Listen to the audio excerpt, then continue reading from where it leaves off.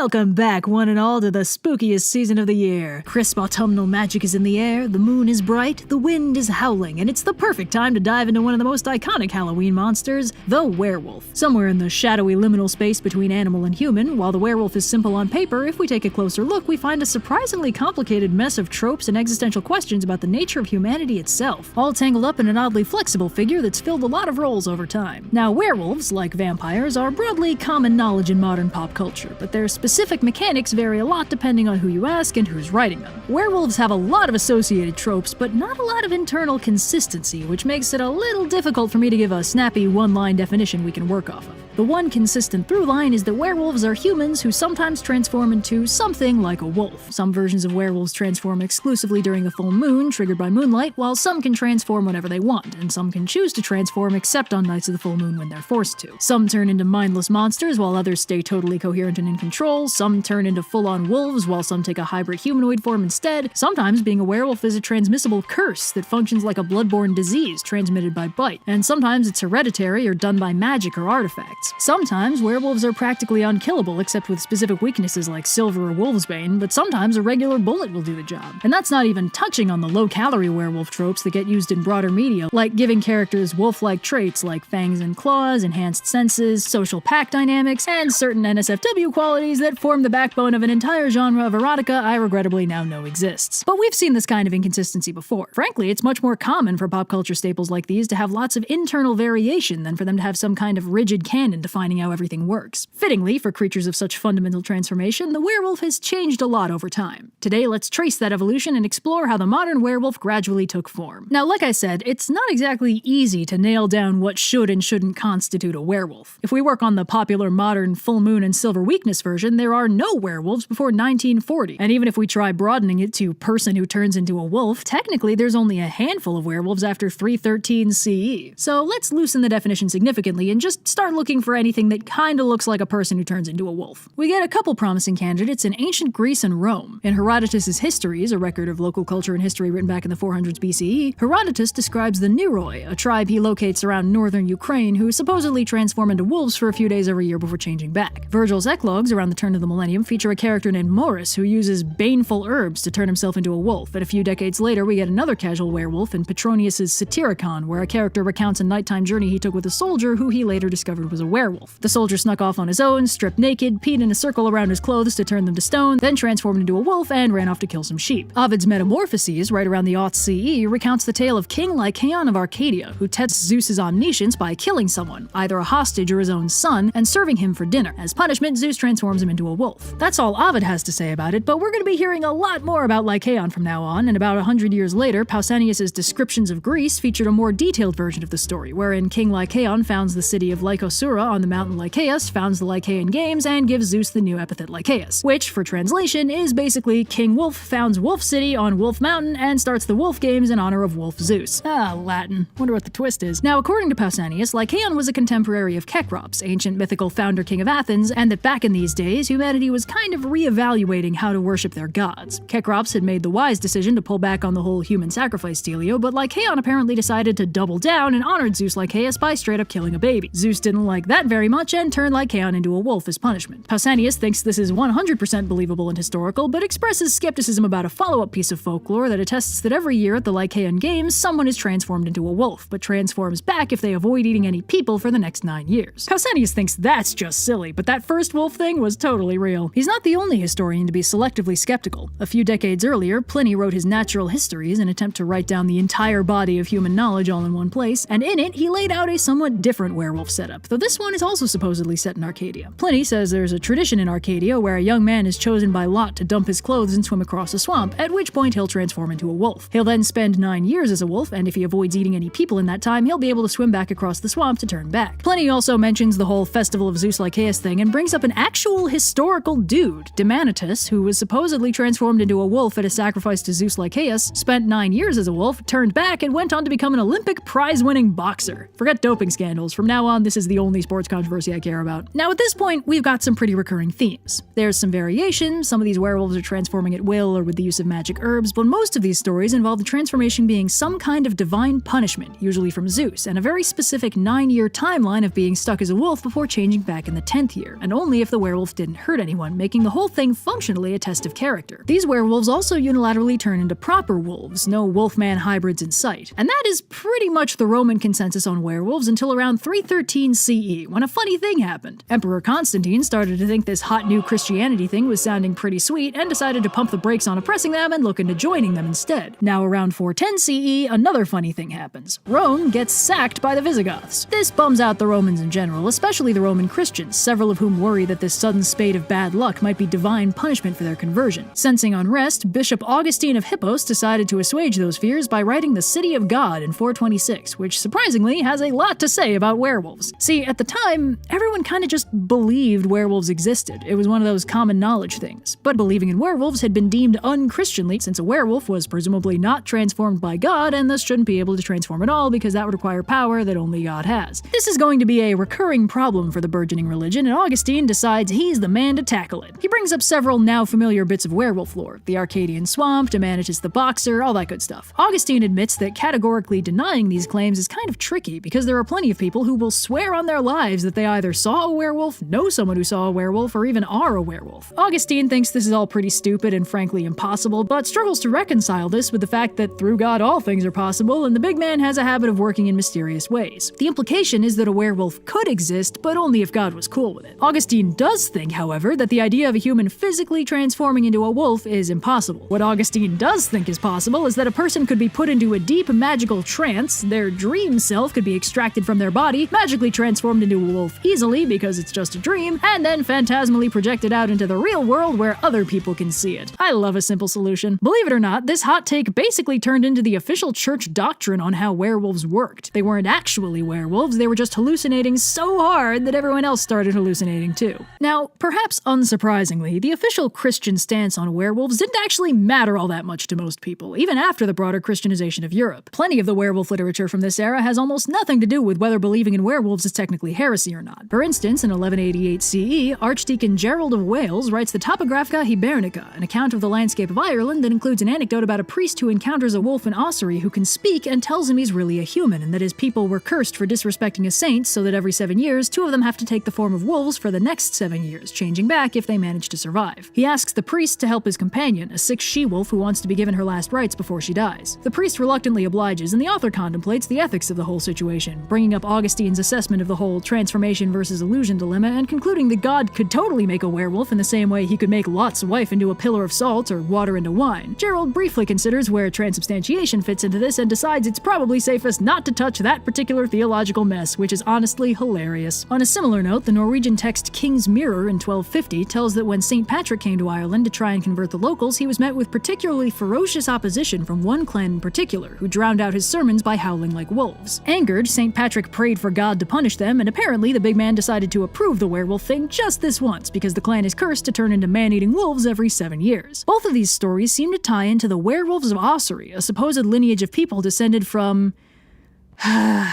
Laenek Felath. Laenek Felath.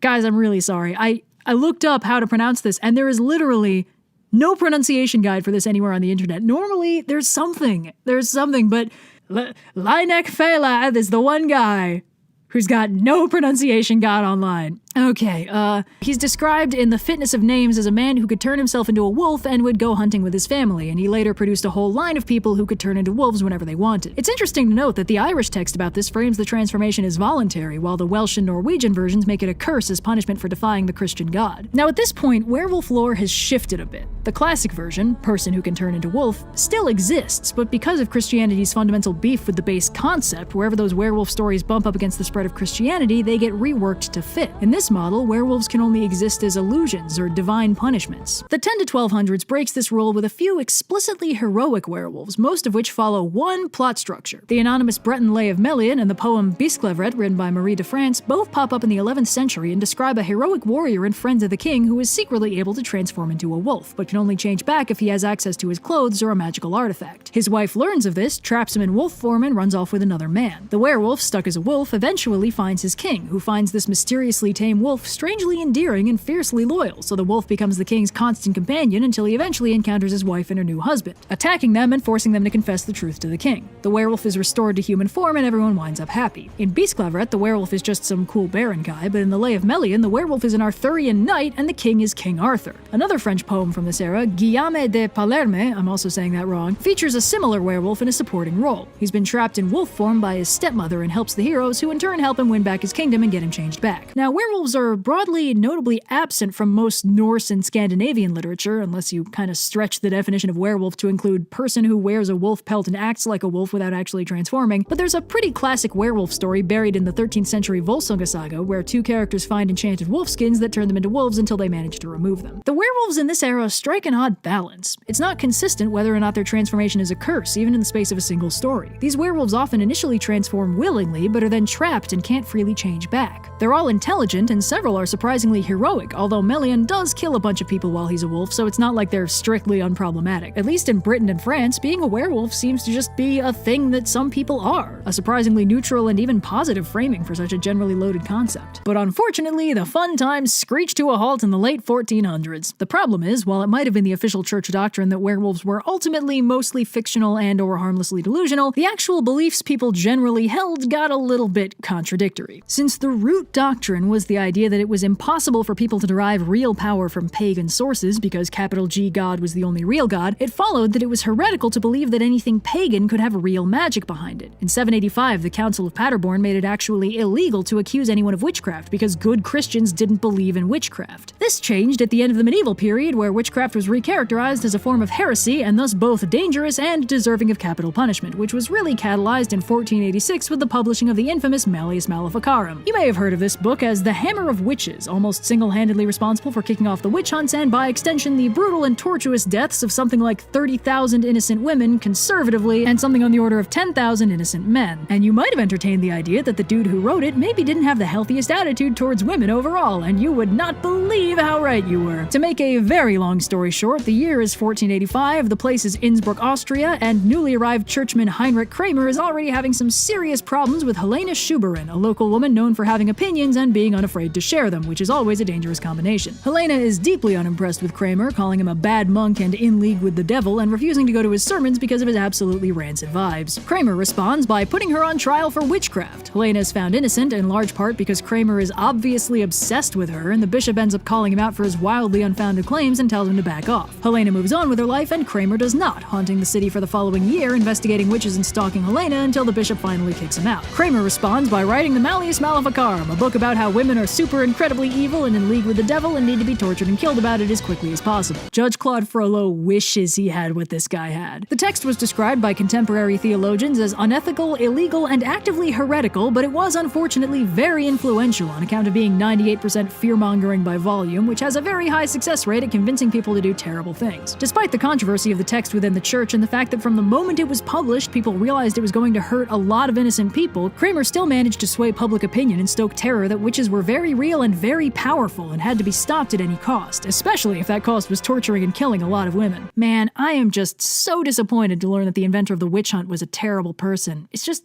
every time, you know? Do you guys think we could separate the art from the artist? Now, while the witch hunt era was mostly fixated on witches, werewolves came up too, although not as much as you might expect. While witches were consistently considered very real problems worth murdering about, the through line still seemed to be that werewolves were a bridge too far, and were probably just being deluded by the devil into thinking they were wolves, and were at most simply covered in the illusion of a wolf. Still, there was some argument about this. Many contemporary texts and sermons back up the delusion and illusion version, but others say that werewolves could transform through a potion or a trinket given to them by the devil himself, which was similar to how they believed witches could supposedly fly. Around this time, werewolf was also being used as a synonym for serial killer. In 1589, German farmer Peter Stubb was tried for murder, cannibalism, incest, and a whole bunch of other stuff broadly under the umbrella of being an evil werewolf, and was executed on Halloween. Now, while he's commonly described as a werewolf cannibal serial killer executed for an array of horribly lurid crimes, it is important to note that he admitted to said lurid crimes under torture, and his confession included practicing black magic since he was 12, turning into a wolf using a magic belt, and boning a succubus, all of which seem rather unlikely. Between that and the records of the actual investigation being sparse to non-existent, we literally have no idea if he actually did anything wrong. His daughter and mistress were also executed for his alleged crimes, so that's pleasant to think about. Today's hot take: the witch hunts were bad, actually. Surprisingly, this era also saw a few self-proclaimed werewolves. In the late 1500s, northeastern Italy had the Benandanti, who claimed to be good werewolves who fought witches. Instead of physically transforming, they turned into animals in their dreams and traveled in spirit form to fight witches, protect harvests, and occasionally travel into hell to bring back supplies that were stolen by demons. This was dope as hell, so obviously the witch hunters were very suspicious. But since the Benandanti were very insistent that they were warriors of God and fighting the real bad witches, this legitimately seems to have thrown the witch hunters off their game enough that they mostly just dismissed them as harmless. Even kind of annoying, since the Benandanti would regularly accuse other people of being evil witches they'd fought in their dreams. A few decades after the Benandanti faded out of focus, an 80-something man in Jürgensburg, Sweden, claimed before a judge to have been the same kind of heroic werewolf, serving as a warrior of God and battling witches in his dreams. The judge was less interested in his werewolf thing and more interested in how he hadn't been going to church regularly and had been practicing folk healing for the locals, so the dude was flogged a little and banished for life. Obviously a completely just and proportionate response. Thankfully, the whole witch hunting thing gradually wound down during the 1700s, but the effect it had on the popular image of werewolves was severe. Arguments over heresy aside, werewolves were now characterized as completely in control of and responsible for their transformation, gaining their wolf form through deals with the devil and being fundamentally evil and corrupt. This era did also have the hidden undercurrent of the wolf warriors of God thing, but they were pretty severely overshadowed by the satanic devil werewolf version. Werewolves in this era were thought to transform either through trinkets like fur belts or wolf skins, or through illusions that just made them look like wolves. And that's where werewolf lore stayed until 1897, when Bram Stoker wrote Dracula. Now, we all remember Dracula. Archetypical vampire, classic gothic horror, there's a cowboy in it, all that good stuff. But while Dracula is a vampire, there's plenty of werewolf stuff in his book. Dracula says outright that werewolf legends were inspired by him and his family, and the suspicious peasants Jonathan Harker keeps brushing off call Dracula something like Vilkolak, which Jonathan says means either werewolf or vampire interchangeably, but actually just means werewolf. Essentially, while Dracula is a vampire, I'd argue he's even the vampire, functionally speaking, Dracula is also a werewolf. It's like he's a point of convergence that lets some traits bleed over from one archetype to another. He can transform into a wolf at night and at noon, and he also controls wolves, though they seem to find him fundamentally wrong and very unnerving. The moon is also prominently referenced several times in the book as having some kind of connection to his powers, although that might just be gothic horror flavor text, it's a little hard to tell. On that note, you may have noticed that the moon has not factored into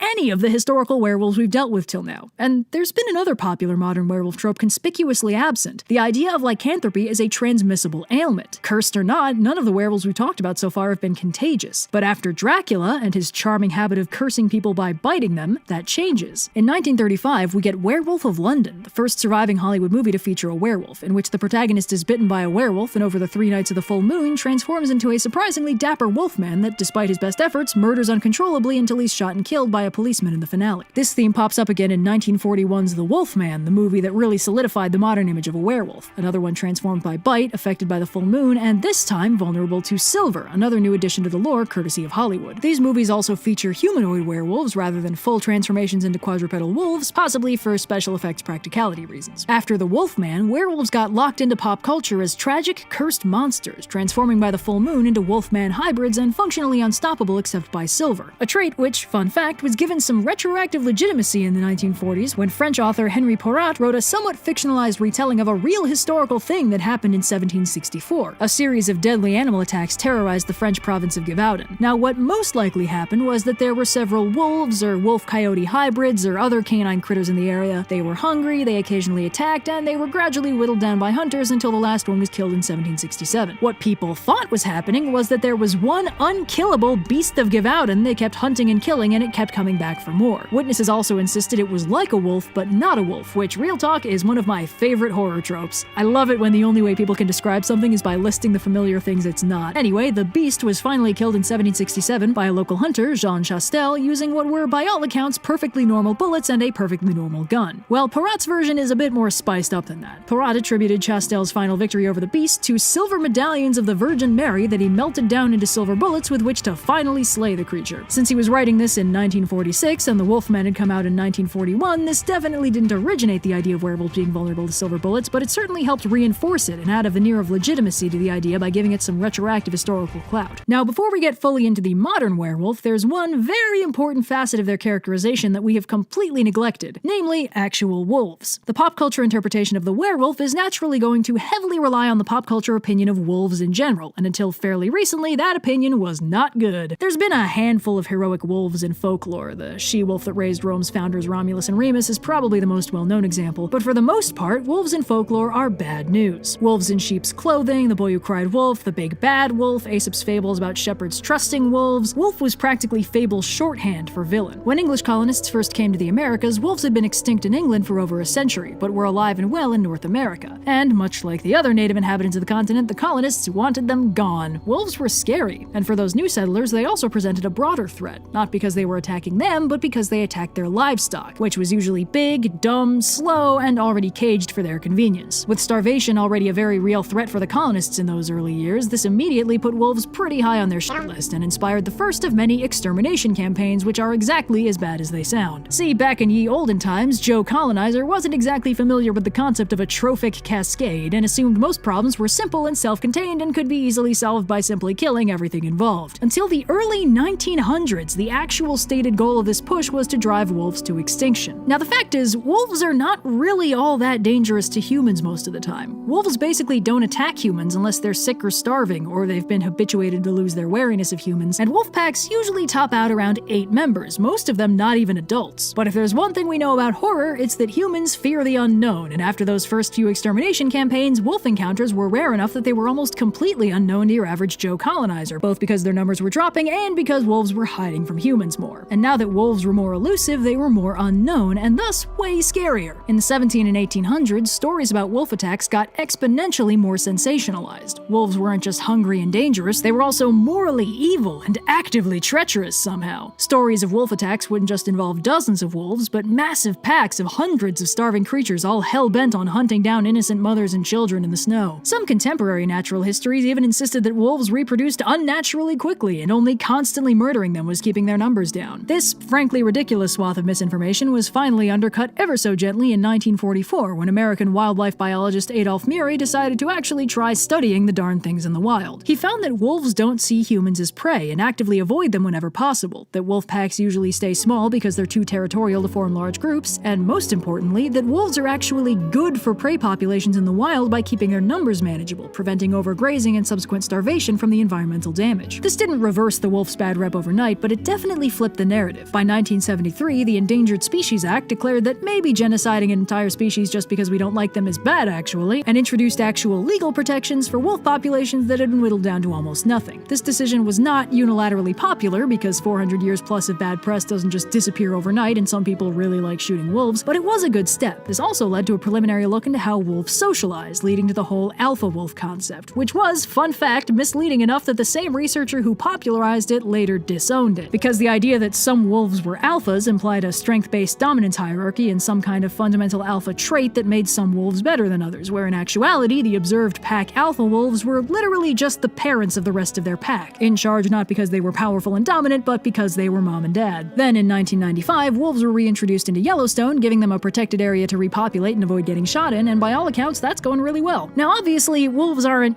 harmless. They're wild animals, they're predators that hunt to survive, and those teeth are not just for decoration. But now that they're actually being studied, they're not unknown horror monsters either. And the shift in the pop culture attitude towards wolves has been mirrored in a shift in werewolf characterization. Early Hollywood werewolves were compassionate, tragic humans overwhelmed by a monstrous, mindless beast, driven to murder by uncontrollable animal instincts, mirroring the popular attitude towards wolves at the time. Modern werewolves usually still have an element of that beast within concept, but not always. Some werewolves retain the historical concept that their minds never change when they transform and they're still fully human on the inside, only physically changing. In others, others, the beast thing doesn't do much to affect their behavior, but will play into a usually outdated model of wolf social hierarchies. Pack loyalty, alpha wolves, lone wolves, all that good stuff. The idea that wolves are inherently evil has withered away, and as a result, the wolf side of the werewolf is losing that implication too. They're still wild, but they're not necessarily villainous. The modern werewolf is a flexible beast. There's a solid 2,000 years of lore to draw on, but no universally accepted canon to be limited to, so when a writer wants to write a werewolf, they can pick and choose the traits they want to use. And what traits get used usually reflect what story they want to tell. The classic Hollywood horror werewolf was pretty popular for a few decades, an innocent human cursed with a horrific and painful transformation, trying very hard not to kill people once a month. And those werewolves were almost always basically mindless rage monsters when they transformed, strongly affected by the full moon. But the tragic monster version has been largely phased out more recently in favor of a less categorically antagonistic version. Many modern werewolves are in at least partial control of their actions when transformed and can shift at will, with the more emotionally volatile parts of the character leveraged for drama rather than tragedy. Despite that flexibility, there's a few traits that have become staples of the modern werewolf. Silver bullets, the full moon, bite-based curse transmissions, some degree of animalistic or feral behavior. But even then, no two werewolf stories handle them quite the same way. Some stories stay pretty close to the middle of the bell curve, with werewolves that change under the full moon into wolf-man hybrids and shrug off anything south of a silver bullet. Underworld, Van Helsing, and about a million others play into this version, but plenty of stories get creative with the concept, like Wolfwalkers, a recent movie that combined three very different pieces of werewolf lore from three very different eras. First, the base concept is the werewolves of Ossory, the Irish lineage of werewolves we mentioned. Second, the witch hunt era concept of the Benandanti and the wolves of God, astrally projecting their dream selves in the shape of wolves rather than physically transforming into wolves. And finally, the post-Dracula idea of werewolves creating more werewolves by biting people. The Wolfwalkers, first shown in the movie, are an Irish mother and daughter protecting a forest from a nearby English town trying to clear-cut it. They manifest wolf forms when they sleep, an ability that turns out to be transmissible by bite. There's a few other features, magical healing abilities, controlling wolves, and a lot of the later stock werewolf tropes are noticeably absent, like the silver vulnerability or the moon factoring into anything. Like I said at the beginning, it's never been easy to nail down what should and shouldn't count as a werewolf, and that's continued into the modern day. Plenty of stories feature characters that could be argued as werewolves, but their power set might have almost nothing to do with their folkloric basis, which, as we've established, is itself a long-standing tradition. Almost none of these historical werewolves have anything in common with each other. I think this is mostly surprising because werewolves seem really basic on paper. It's kind of weird to think that such a simple monster concept has this much going on. And yeah, they're basic, but it's because they're basic that so much about them is flexible. The base etymology of the word werewolf is literally just man-wolf. Beyond that,